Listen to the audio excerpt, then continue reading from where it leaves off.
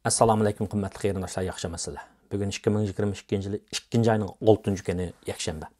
Bugun men Amerikaning iqtisodiy haqida, uy mulk bozori, paychaga va zoim, ham shundaqla yana shifrliq pullardan NFT, ya'ni non-fungible tokens degan uqum haqida savat xarakterli so'zlash bilan so'zimni oxirlashtiraman. Amerikaning iqtisodi o'tgan yili 10-oy bilan 12 oyning oralig'ida, ya'ni 4-faslda 1.7% oshgan bo'lib, Amerikaning 2021-yillik butun yillik o'sish nisbati 82-yildan buyongi Amerikaning iqtisodiy tarixidagi eng yaxshi vaziyatni barliqqa keltirgan. Ya'ni birinchi oyda 467 ming, ya'ni 20 millionga yaqin odam xizmat topgan. Shunga aytishga bo'ladiki, Omikron degan bu vabaningki ta'sirining ozayishiga ergashib, Amerikaning iqtisodining bu yil texmi yaxshi bo'lishidan umid kutildi. Albatta, boshqa tasodifiy voqealarni o'zishga, kutilmagan voqealarning yuz berishini nazardan saqlangan ahvol ostida, masalan, Ukraina va Rossiyaning o'rtasida urush bo'lib qolsa, Amerika aralashib qolgan bir ish bo'lib qolsa, bu chaqda bu butun dunyo iqtisodiga umumyuzlik bir ta'sir ko'rsatadi. Bizning bu yerda Amerikaning iqtisodi bu yil texmi yaxshi bo'ldi deb qiyos qilishimiz, faraz qilishimiz aql ehtimollik yuz bermagan ahvol ostida deganni ko'rsatgan gap. Xo'sh, endi mana bu shundaq ahvol ostida Amerikaning uy bozori qanday bo'layotdi? Amerikaning uy bozori 2021-yilda umumyuzlik ish, ya'ni qo'shxonalik ishda bilan xulosalandi. Agar zillow.com degan shu to'rga qaragan bo'lsanglar, uy mulk setib olganlar asosan shu to'rga qaraydi, shunaqa bir necha to'r bor. Ya'ni uyning bahsi qancha pul, qachon setilgan, qanchalik bajlaydi degan barliq uchurlar oshadi. Bu Amerikaniki uy mulk bozori bultur night hot deb qo'ydi, night chap-chap bo'lib ketdi. Ya'ni ma'lum bir uyni sotamiz deb bozorga chiqasizlar, uni oldiga adam jiqolab, uni ustiga baho qo'shib sotadigan mushtari tushib ketdi. Mana bu shunday ahvol ostida shu fursatni tutib uyni setib olganlarningki ağın paydası o'ttir hisob bilan 95 ming dollar atrofida bo'lgan gap. Endi uy setib olish orzusidagi kishilarning 66% odam bulti deydi. Uy setib olamiz degan odam 66% odam keyinga yandi deydi. Nimishqa desa uyning bahsi bak o'rlab ketdi, azroq tushamdiki deb deydi. Texmi shu 34% odam uy setib olamiz degan odamning ichida 34% odamning bozorga qo'ygan talabi bilan ma'qul ko'tarilishlar ketyapti. Buningdan nima tushunish bo'ldi desa 2022-yil yana nurg'un odam uy setib olamiz deb o'ylaydi. Lekin bu xil o'ylashga nisbatan aytgan vaqtda ularningki o'yini azroq to'xtatib qo'ydigan bir narsa bor. O nima? Markaziy bankining o'simni o'stirishi. Markaziy bankining o'simni o'stirishi deganimiz bu yil 4 qitim o'simni o'stamoqchi bo'lyapti, pilolayapti bular. Birinchi qitim qismini 3-oyda o'stamoqchi. Bu Federal Funds Rate deb qo'ydi. Ya'ni banklar, markaziy bank har qaysi banklarga, sotsial banklarga, tijorat banklarga, mablag' banklarga pul berdi. Mana bu pullarni banklar o'zaro bir-biridan 24 soatning ichida pul qazilib turadigan ishlar bo'ldi. Ya'ni ular nurg'un odamlarning, idora jamiyatlarning, shaxsiylarning pullarini omonat qilib, qabul qilib, ularga ma'lum nisbatda o'sim berimizni qabul qildi. Lekin bular texnik pul tepish uchun bank degan shu, tijorat qilish uchun bu pullarni yo mablag' qilib seladi o'zlari yoki bo'lmasa qaz qilib beradi idora jamiyat shaxsiylarga. Endi bu pullarni favqulodda sharoit ostida banklarning xazinasida naqd pul bo'lib qolmaydigan ish bo'ladi. Nimishqa ularga jiqqan boshqalardan tushgan pulni boshqalarga berib o'tib qolganlikdan.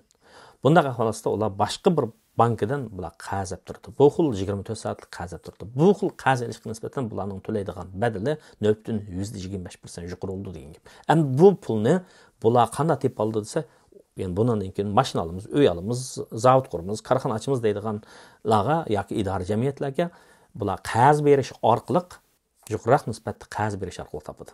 Xo'sh. Demak, bu xil o'simning o'sishi uy mulk bozoriga ta'sir ko'rsatadi. Ya'ni uy elish uchun oladigan qarzni inglizchada mortgage deydi. Mashina elish uchun oladigan auto loan deydi. Atalg'usi bor. Hammasi o'xshash qarz. Hammasi nisbatan muayyan bir shu pulni qazab to'g'aliq uchun, shu pulni ishlatib to'g'aliq uchun to'laydigan bir haq bo'ladi. Haqsiz yo'q. Haq bozorininki qonuniyati shu. Ishlar haqsiz emas. Haqliq bo'ladi degan gap. Shu pulni ishlatib to'g'aliq uchun to'laydigan badal ig'roq bo'ladi degan gap. Mana bu shunday ahvol ostida bu banklar o'simni o'stasi nima bo'ladi? Uy mulkning öy mülk setib olamiz degan odamlarni to'xta, men bu pulni qarz olay desam, buning bahsi o'rlab ketib oldigan qarzniki bahsi biroz yuqorilab ketib qoldi. Saqlayjimi deb qolgan odam bo'ldi. Shunga 2022-yildagi öy mülk bahsining ishiga nisbatan analizlar deb qarab o'tdi desa, uyning bahsi o'sish yuzlanishida, chunki 66% odam bor emas, ularning bir qismini olamiz deydi. Şuna bu öy mülk satılğanlar, öy mülk yasap satılğanlar, öy silip satılğanlar, yani davamlıq öy salımız deydi, adam işletimiz deydi. Bu şu öy silish keraklik materiallarning mı, öy saldığan adamlarning mı, ish haqqini, materiallarning tannarqini ham ko'tardi degan gap. Yani öy silishning tannarqi öy bahasining yuqori ko'tarilishiga bir talab, yani bir omil, ta'sir qilgan omil nima desa, öy silishda ketadigan tannarxning yuqori bo'lishi. Shuni tijorat qilgan odam muayyan bir foydani ko'zlab qoladi-ku. Shuni bular tannarx yuqoriroq bo'lgandan keyin uyni yuqoriroq satmasa, ular ko'zlagan foydani ola olmaydi. Endi bu ahvol 2022-yilga kelgan vaqtda balkim yana takrorlanishi mumkin. Ya'ni mal bahsi yuqori, ya'ni narsalar texmi hozir texmi qisib bo'layotdi, chunki ta'minlash zanjirining uzilishi tufaylidan yoki o'ngsizliklari tufaylidan. Shuna ba'zilar deydi-ki, analizchilar deydi-ki, 2022-yil öy mülk bahsi ish yuzlanishda, ammo bularning o'sishi oldingi yildagidek emas. Yani odamlar biroz bas-basdan sal qo'yib tushdi deb atadi. Yani menimcha bu reallikqa, logikaga uyg'un bir xil faraz. Shunga öy alamiz deydigan qarindoshlar albatta öy olgan vaqtda nurg'un narsalarni o'ylashadigan gap, masalan, uyning o'rni, cho'ng kichikligi, qachon selinganligi, qanday ichki qurilmasining sifati, mahalla ko'y, ya'ni jinoyat nisbati, bular yangidan uy olmoqchi bo'lganlar, farzandlari bola yoki farzandlik bo'lmoqchi bo'lganlar, ya'ni shu rayondagi maktab, qatnashga yaqinligi, doktorga yaqinligi degandek. Mana bu shunday afzal sharoitlarga afzal joylashgan o'rinlarningki nimasi, uyning bahsi biroz qimmat bo'ldi. Ya'ni demakchi bo'lganim, o'xshash ko'pchilik buni bildi, bu aqlli savat, o'xshash sifatdagi uy o'xshamagan rayon bo'lib qolsa, rayonlarningki nom sharifiga yaxshi rayon, nachar rayon deb qaralganlikdan shu xil tamga urinib ketib qolsa, nachar rayondagi uyning bahsi azroq bo'ladi. Yaxshi rayondagi uyning bahsi yuqoriroq bo'ldi degan gap. O'xshash narsa, lekin o'xshamagan o'rinda bo'lib qolganligi uchun. Shunga bu uy olgan vaqtda qarindoshlar hisobotni yaxshi qilish kerak.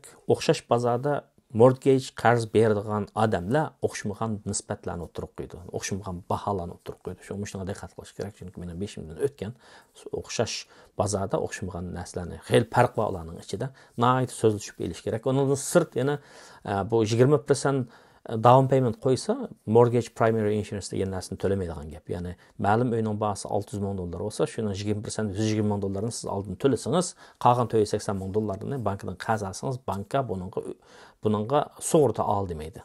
Chunki 10% ni qo'ysangiz, ya'ni 60 ming dollarni qo'ysangiz, 540 ming dollarni qarz olsangiz, bank qo'qaydi, endi qo'qaydi desa, shu pulni to'layolmay qolib qolsa, biz ziyon tortib qolamiz deb, shunga banka shu o'y setib olgan odamdan mush qarzingga sen sug'urta ol dedi.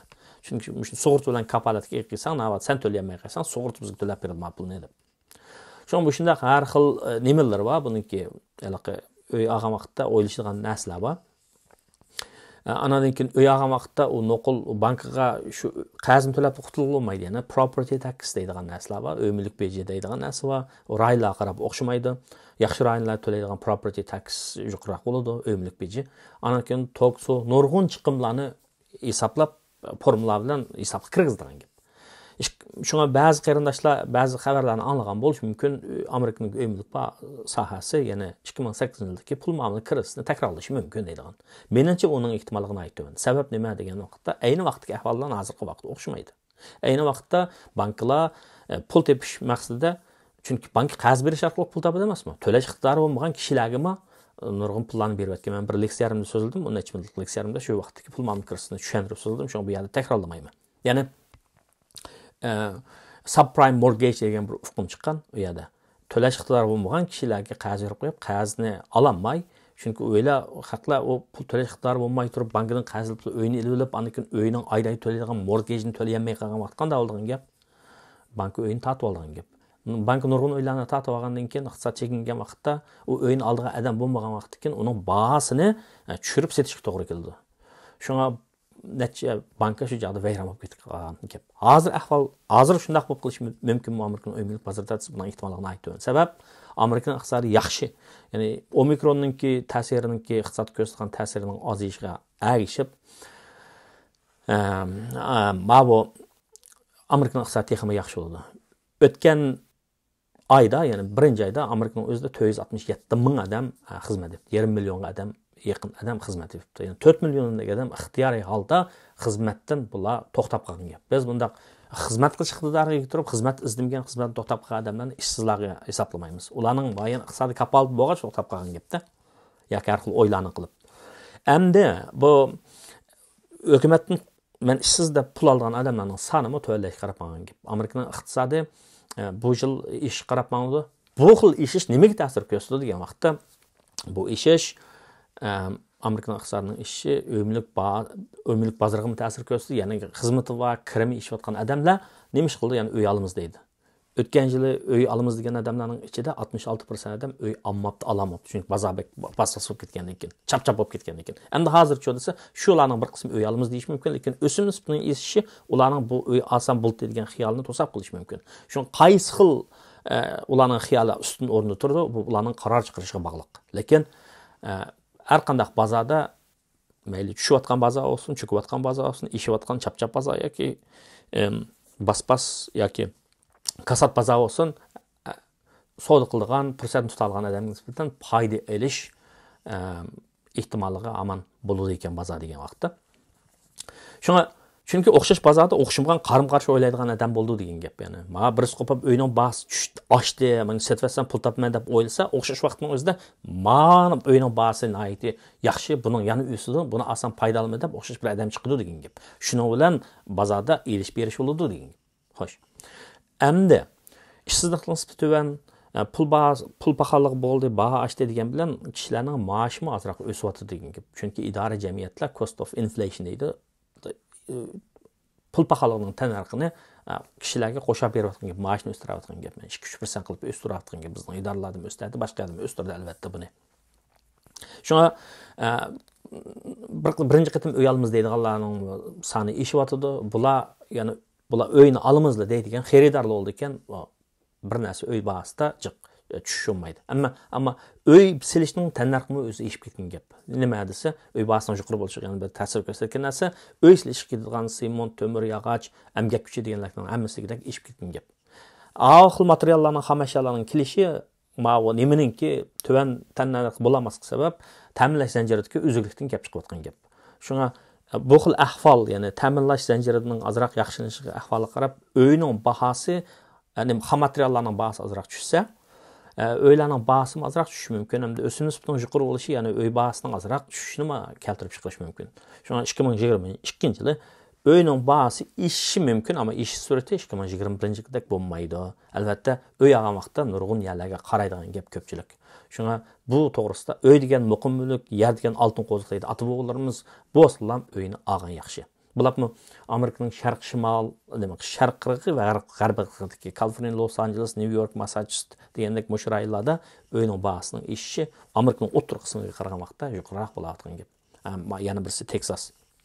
Xo'sh, endi iqtisodning ishi, bu iqtisodiy faoliyatlarning ishi, faraz yoki hozir bo'layotgan harakatlar, faoliyatlar nimani tushuntirdi desa, bu pul muomala bozorida paycheka bozorda har xil ko'rsatkichlarning ish bilan ifodalandi. Ba'zi shirkatlarning tijoratining yaxshi bo'lishi, gulnishiga yaxshi bo'lganining paylari o'sdi. Shunga paycheka bozoriga nisbatan bir xil umidvorlik bilan qarash kerak. Endi men yana bir narsani ko'pchilikning diqqatiga soladiganim Zayom bilan paychekning o'rtasidagi farq va ifodalaydigan iqtisodiy munosabatlar o'xshamaydi. Ya'ni paycheki deganimiz siz ma'lum bir shirkatning payini oldingiz degan gap sizning shu shirkatga nisbatan hatto kichikgina bo'lsa ig'dorchilik huquqingiz bor degan gap. O ig'dorchilik huquqingizni ifodalaydi. Ammo sizning o shirkatning payini jiq setib olmaganligingiz uchun sizning ovoz tashlash huquqingiz bo'lgani bilan, ammo ularningki tijorat, odam elish ishlariga nisbatan hech qanday ta'siringiz bo'lmaydi degan gap.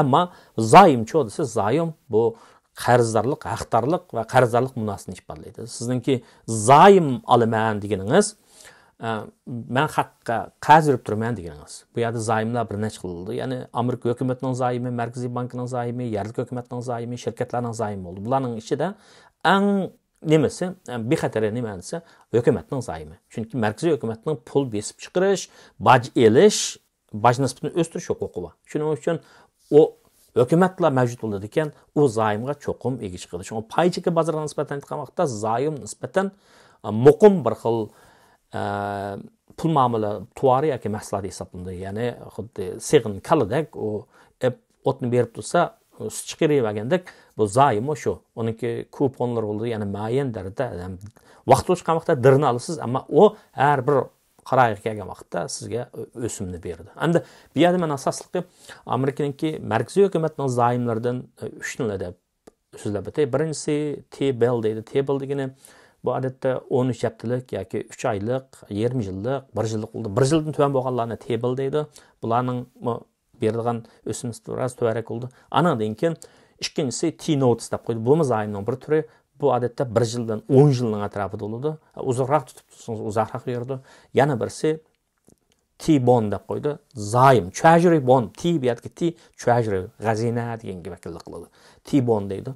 Shuni mablag'chilik qilib yoki bo'lmasa o'zimning shaxsiy boylig'ini ko'paytman deydiganlarga nisbatan mablag'chilik sohasiga qanday maslahat berdi desa, agar yeshing kichikroq bo'lsa, ko'proq pulingning mablag'ingni paychaklarga sol. Chunki uning xatiri va yo'q deb qo'ysang, to'layalaysiz, tangshalaysiz. Chunki sening yashaydigan yo'ling, hayoting bor.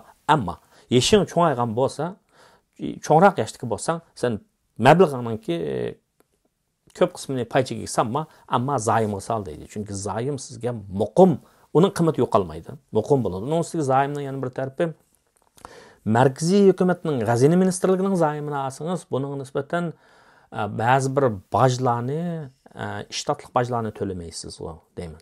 Amma bu yerlik hökumətinin sağan, yerlik hökumətlərinin ki, iştatlıq hökumətlərinin ki satqan zayımını alsanız, yəni bu zayım degəni hökumətlər özünün ki qızıl rəqəmini toluqlaş üçün, yoki məlum bir proyektlərini, çoğ türlərini elib beriş üçün, cəmiyyətin məbləğ qəbul qilish üçün yığılğan narsa. Yəni hökumət sizə qarz degan gap. Şuna bu ma'vo zayimlarninki ishtatliq hukumatning tarqatgan zayimlarininki to'laydigan foydadan olgan baj kechirim qilingan mayera bor. Ammo shirkatning zayimlari yaxshiroq o'sim berdi, ammo shirkatning zayimlarini olsangiz undan ko'rgan foydaga ham ishtatliq bajni to'laysiz, ham markaziy hukumatga kirim beji to'laysiz degan gap. Şuna bu zayım to'g'risida misal cho'ngroq qarindoshlarning pulining hammani paychiga setib olmay, zayım azroq ayirib qo'yishini, zayım etmengishini men tavsiya qilaman. Masalan, mening bir akkauntim bor, azazdan app qo'yman. Nima desa, bu Treasury Direct deydigan bir tor bit bor. Shu yerga bankingizni ulab, har qitim paychigingiz chiqqan vaqtda azroq app tashlab qo'ysangiz, 10 yillikni tashlab qo'ysangiz, tama ko'lildi bir chaqda, deyalaysiz. Allah ömrünüzü bəsin. Şu jiqqan pullarınızdan xərcligilik nisib qilsin. Xoş. Əmdə mən gapni şifrliq pulga başlayman. Şifrliq pul 2008-yilda Bitcoinning dunyoga kelishi bilan hozirga qadar mana 14 yil jarayonida najiq taraqqib ketdi. Ayni vaqt 2013-2014-yili Bitcoin $4 vaqtda hatto Warren Buffettga o'xshash paychekining padşahı deb atalgan kishilar ama that's a joke. Absurd. O degan chaqchaq, o degan bema'nilik deb mushna degan. Ba'zilarni Ponzi hilasi degan. Ba'zilar uni piramida shaklidagi hila degan. Oxirida nima bo'ldi? Oxirida 60 necha mingga chiqib ketdi. Ba'zilar uni millionga chiqib da'vatganlar va meningcha natayin qisqa vaqtning ichida. Ammo bir necha yilning ichidagi buning o'sishi haqiqatan tezlab ketdi. Hatto Ethereum ayni vaqtda 4 sent chaqda app qo'yganlar, $1000 app qo'yganlar million urib ketgan gap. Endi demak bu yerda fursatni tutishni bilish kerak. Shunga bu to'g'risida shifrliq pul to'g'risida dedim, ammo shifrliq pul to'g'risida jiq so'zlamayman. Sabab nima deganda, ham so'zlagan vaqtimda men faqatlam o'zimning bo'layotgan ishlarni deb berish bilan birlikda tavsiya qilmayman. Uni ilonlar, buni ilonlar osonlar bo'lamdiki deyman. Lekin ilonlar degan vaqtimda degan gapim shu. $500 jiq olmanglar demakchi. Çünkü ba'zida OneCoin o'xshash, masalan mening kanalimga fikr chiqdi, bir aylan bir mo'may, yoshqishon bir ayol hemşerimiz $5000 euroga bir OneCoin olib qo'yibdi, yo'qolib ketgan gap. Shunga bu 17 mingdan ortiq orqali shifrliq pul bor. Ammo pul shifrliq pulninki o'sha shifrliq pulning zamanımızdaki pul muomala sasiga akügen keltirayotgan narsalari inqilob xarakterlik bir yangicha o'zgarch, butunlay o'zgarch, qiyofani o'zgartirdi, butun savdo, tijorat, ilm berim hammaning o'zgartirdi. Bu bunun yuzlanish. Biroq shuning ichida qaysi mullaq chiqdi bu kapitallarning ichida degan gap mushni bilmak nihoyat tas. Shuning uchun mushni bilish uchun haqla mush ishninki sohasidagi odamlarga millionlab pul to'lab shuni oladi, shuni qiladi degan gap. Masalan, Silicon Valley'dagi burun mablag' soldiganlar, texnikaga mablag' soldiganlar. Amerikada bir gap bor, fintech deydigan gap, financial technology, pul muomala sohasi bilan texnik sohasi birlashib ketdi. Mana mushular barliq keltirayotgan narsalar ma'vo, ishbirlik pul degan. Endi hozir yangi bir narsa chiqdi, non fungible, bir necha yildan buyon bo'layotgan gap, lekin buni bilib qo'yinglar. Ben bu to'g'risida jiq so'zlamayman, uni ilang, buni ilang demayman. Nimishqa deganda, uni ilib, buni ilib, agar payda ko'rgan vaqtda voy rahmat ustoz deb yuzga anadan ziyon tatib qolgan vaqtda o'ltaz deb qolib, keyin deb qoldigan ish bo'lsa, yaxshi emas demakchi. Chunki odamlar so'zlagan vaqtda boshqalarga manfaatlansin, bilsin, bo'layotganlarni bilsin, ahvoli yaxshi bo'lsin deb deydi emasmi? Jumladan men shuni deyman emasmi? Shunga andaqlan, man alayli deb ketmayman demakchi. Ama jiq alsanglar $500 jiq almanglar deyman. Men o'zim shuningga asosan shunday qildim. Onunga buningga asosini sep qo'yman. Yutib ketganlarim bo'ladi, salovat o'tdi ketdi. Ama ba'zida muayyan tavakkülsizlik qilmasa qilmaydi. Ama bo'layotgan hayotimizda bo'layotgan o'zgarishdan, texnik o'zgarishdan, bizning ijtimoiy iqtisodiy hayotimizda ta'sir ko'rsatgan yangiliklarning keyinda qolsak bo'lmaydi. Haqlar beyib ketmeydi. Aşında yeni fırsatını tutalığalığı için, yeni tefekkür kılalığı için, meselelerni, işlerini aldın oylap yetip, iş mandağılatı neymiş buluş mümkün de onun tedbir belgeliliği için ahvalda yaxşınış olavatıdı, dünyanın zor avatıdı degen gibi. Şuna bu yeni bir yakın yıllardan payda olan gepler var, non-fungible technology deydi. Non-fungible token deydigan. Bu tokenning o'zi nima desa, har xil uchurlarni hozir dunyo nima ketyapti desa, sipirilishib ketyapti. Digital world deymiz, online deymiz. Ayni vaqtda mana men kelgan vaqtda Amerikada telefonmi ancha taraqqiyman ekan 97-yilning oxirida kelganman mishaga. Uyga cho'qim bir Urumchiga tek telefon o'rnatishimiz kerak ekan. Qo'l telefoni yo'q. Bir necha yilning ichida internet texnikasining taraqqiyotida ishlar ajoyib bo'lib ketdi. Hatto 70-yillarning oxirida Ken Olson deydigan bir cho'ng bir shirkatning xo'jayinimi mash PC va personal computer, xusus kompyuterlar. Bularni qo'pib kim ishlatadi uni? Uyda hech kim ishlatmaydi degan gap. Hozir uyda emas, bizning qo'limiz uxlab ketdimi shu iPhone'ning aqli telefonining o'zimi bir kompyuter degan gap. Anadan keyin shu abay dedim-ku, Warren Buffett degan lama Bitcoin'larni hatto shu mainstream media deydi, asosli media kanallarimi bu shifrlik pulga nisbatan umidsiz qargan. Uning keyin hukumat bo'lmasa, aldamchilik o bo'ldi.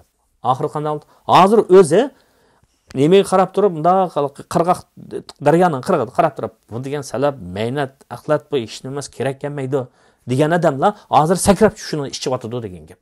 Necha milliardlab. Endi bu tokenization degan nima desa, shu butun uchurlarni, har xil maxfiy uchurlarni, masalan bizningki bank uchurimiz obudaklarni ular maxfiy har xil shifrlashtirib, andan keyin shu boyliqlarni, mulklarni shifrlashtirish orqali xalqlarga setayotgan shunday ahvol. Shu oldinlarniki $200 bir tokenni, $200 bir toshning ashni tokenlashtirib, ashni salliq mulk qilib necha millionga 1.18 millionga ashna satgan bir ahvollar bor. Hamda shuna gaplarni anglagan vaqtda kishilar o'ylaydigan gap bu aqlga sig'maydigan ish ya bu. 1.18 million deganda bir odam oliy maktabni bitirib doktorlikni bitirgan odam 30 yil ishlasimi aranjig'ida yashig'olmaydi bu pulni. Bu qanday gap deb aqlga sig'maydigan ishlar bor. Lekin hozirgi yuzlanish nima deganda men shuna olib ketyapti. Hozir kishilar metaverse to'g'risida so'zladim-ku. O'sha tor dunyosidan zimin hazırlab, aşı ziminni setib, aşınınğa işletish huquqi u bu deb pay cheki qilib, ashunday qilyotdi-ku. Endi mana shu xil yuzlanishni bilish kerak. Men non-fungible token to'g'risida bir ko'pchilikniki bilib qo'ygani yaxshi deyman, chunki bu bir iqvatgan bir yuzlanish. Buni NFT deydi. Ba'zi qarindoshlar shu to'g'risida azroq izlanib, o'zinglar bilib nima qilsanglar bo'ladi deyman. Mablag' azroq mablag' sap qo'ysanglar bo'ladi deyman. Chunki ba'zilarninki shunaqa yangi chiqqan NFT'ligi 1 sent 10 sent chaqda ep qo'yganlar $1000 sap qo'yganlarniki millionlar bo'lib ketganligini angladim men. Ama men o'zimni buningga yangi bo'lganligi uchun sizlarga o'zim bilmagan ishni, qilib baxmagan ishni boshqalarga tavsiya qilmayman. Men burun sizlarga dedim ya, 10 ilan apaqsanlar, buni apaqsan. O'zim olganlar shular. Ziyon tatmaganlar bo'lg'achqa sizlarga deb berdim. Masalan, o'tganda men galani ilanglar olsanglar yaxshi dedim-ku. Galani o'tgan apning biraylan shunday so'rgandim, galani olib qo'yinglar desam, olib qo'ygan. Bugun debdi buni 19 sentdan olgandim. Mana 35 sent chiqqancha pokkud setib etdim deb. Ağını cık olgandan ağın paydası mı cık? O kişinin ağın paydasını bazılar 1 yıl işlep ya 20 yıl işlep aranda bu da o pulunu. Bazıda ticaret degen, men muşundaq degen gep. Şoňa NFT toğrusida yüzleniş bunu üzerine izdanlar, men bana elanlar bunu elanlar demeymen. Çünkü öyle gepler her daim her söz qilgan vaqtimda mening ko'z oldimda mayatlikdek planşib turdi. Qaysi gepler? Qo'y to'g'si o'zidan, o'chki to'g'si boshqalardan ziyon achchiq.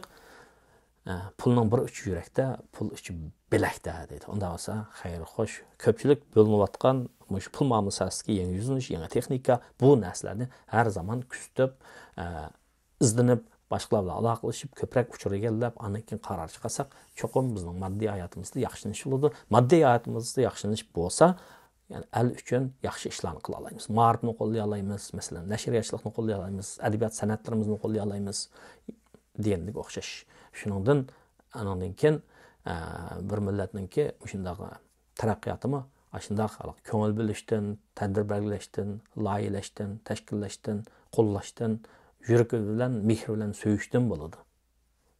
Ko'ngli bilan, chin ko'ngli bilan, ma'bud bilan, yurak bilan qilmagan ish, samimiyatsizlik aralashgan ish nima bo'ldi desa, yukni jiq besilib, qatan yo'lda o'rilib ketgan mashina o'xshaydi.